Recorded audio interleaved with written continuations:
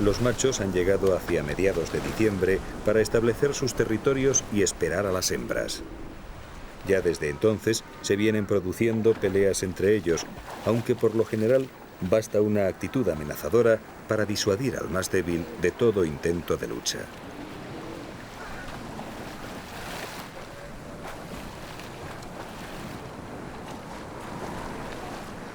Las hembras llegaron poco después y tras parir una cría, entraron en celo. Pueden copular de 1 a 3 veces y no siempre con el mismo macho. Hay que tener en cuenta que no todas llegan a la vez y la época de reproducción puede alargarse durante 2 meses. En todo este tiempo, los machos no comen y apenas duermen, lo que supone un desgaste considerable. Con el paso del tiempo, las fuerzas disminuyen y los machos que rondan los harenes logran salvar la vigilancia y copular con alguna hembra, aunque sea a escondidas y bajo el agua.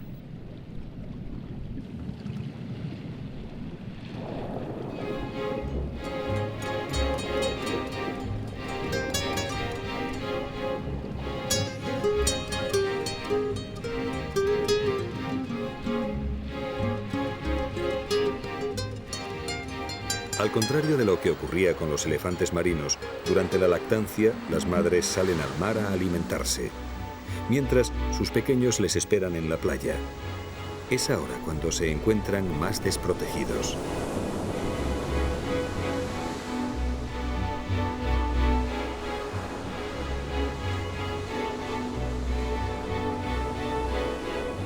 Las crías son muy vulnerables y muchas mueren antes de llegar a adultas.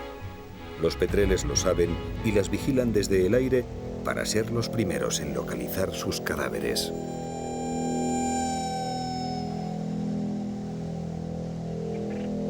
Pronto encuentran uno entre las olas.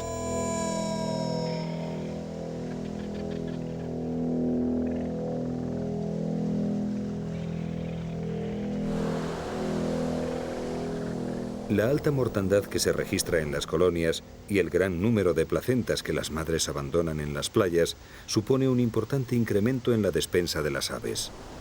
Miles de petreles, gaviotas y cormoranes disfrutan de una época de abundancia que puede prolongarse a lo largo de todo el verano austral.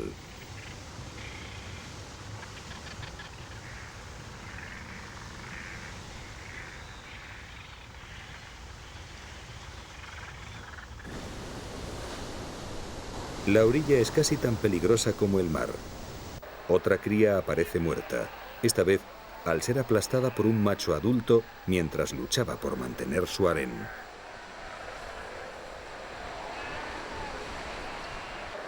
Para la colonia resulta algo cotidiano, pero su madre todavía sigue protegiéndola, incapaz de aceptar su muerte.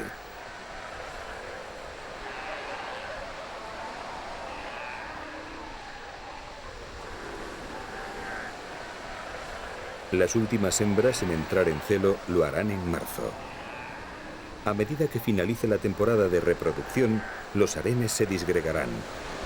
Las poblaciones se adentrarán en el mar en busca de alimento y se trasladarán de nuevo a sus colonias invernales. Allí permanecerán hasta el verano siguiente.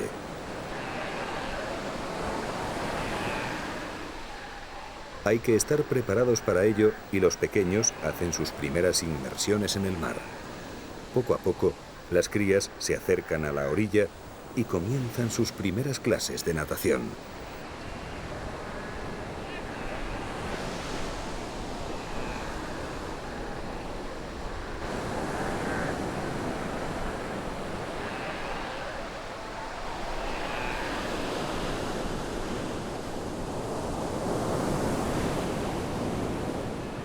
Las primeras semanas son las más delicadas para ellas. No solo tienen que preocuparse de los predadores y de los machos adultos que puedan aplastarlos, también deben cuidarse de los machos subadultos. Al contrario que las hembras, no los protegen y en ocasiones pueden atacarlos e incluso matarlos. El género masculino en los lobos no goza precisamente de un instinto paternal ejemplar.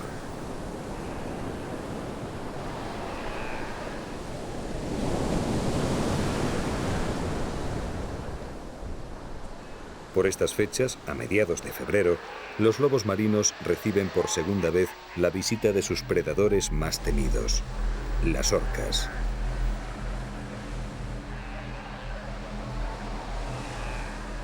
Ellas también tienen crías a las que enseñar las técnicas de caza, y la península es el mejor lugar de entrenamiento.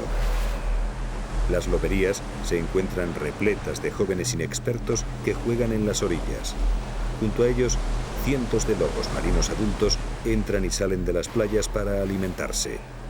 Hay comida por todos lados y además es fácil de cazar.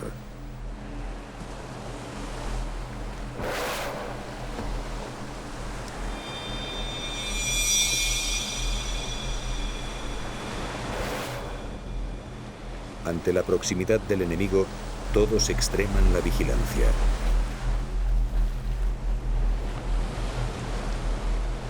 Es un solo grupo familiar y está rastreando la playa en busca de una presa. Pronto la encontrarán.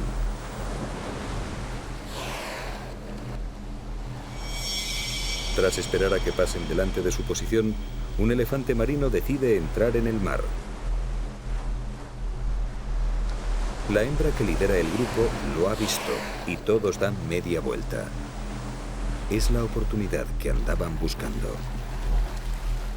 El elefante acaba de darse cuenta, pero ya es demasiado tarde. Su suerte está echada.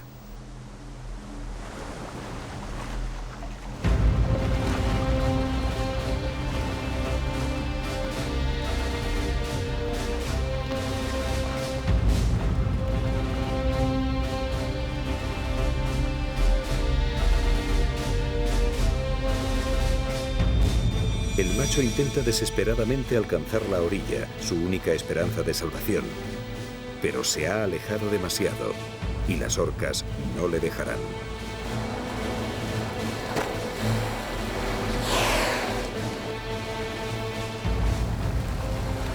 Los jóvenes participan activamente en la caza. Deben aprender a matar y a esquivar los ataques del elefante herido.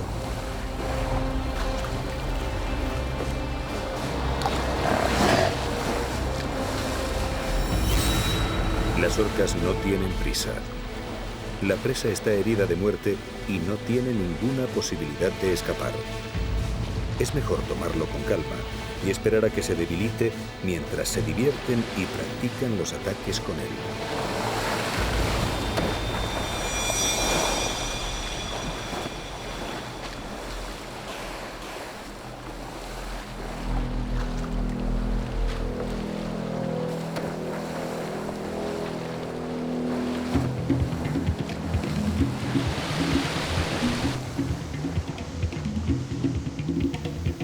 Tras varios minutos de lucha, el elefante marino sigue tan alejado de la costa como al principio. De nada van a servir sus esfuerzos ante uno de los mayores y más inteligentes predadores que habitan los océanos. Las orcas atacan en grupos familiares liderados por la hembra más vieja. Cada grupo tiene sonidos de comunicación específicos y técnicas de caza que practican con los jóvenes. Esta organización les permite cazar no solo peces, focas y elefantes marinos, sino incluso tiburones y grandes cetáceos.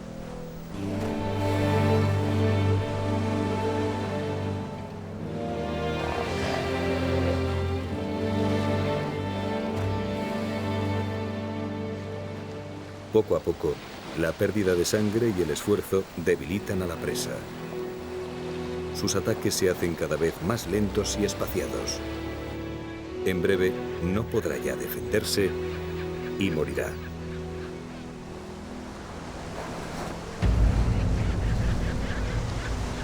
Tras una lucha que ha durado más de 45 minutos, el elefante muere y es devorado por la familia de orcas.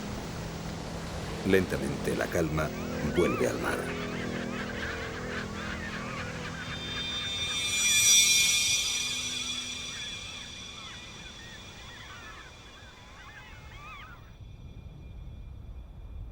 Durante todos estos meses, Península Valdés ha acogido también a las aves más adaptadas a la vida marina del mundo, los pingüinos.